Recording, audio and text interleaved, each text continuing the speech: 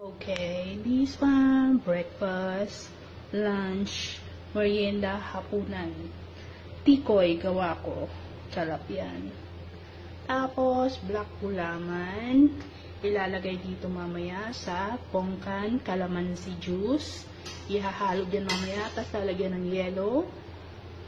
Tapos, gumawa ako ng pork ribs nilaga. Haha!